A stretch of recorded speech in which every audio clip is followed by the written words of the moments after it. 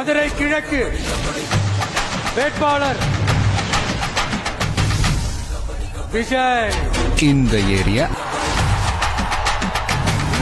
இன்னும் முடிக்கல.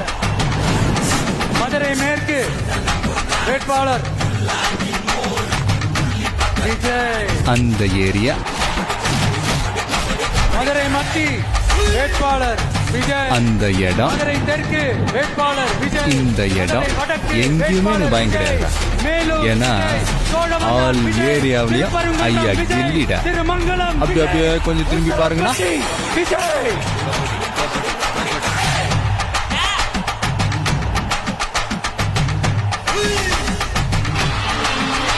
என்னடா எல்லா தொகுதியிலும் ஒரே வேட்பாளர்னு பாக்குறீங்களா?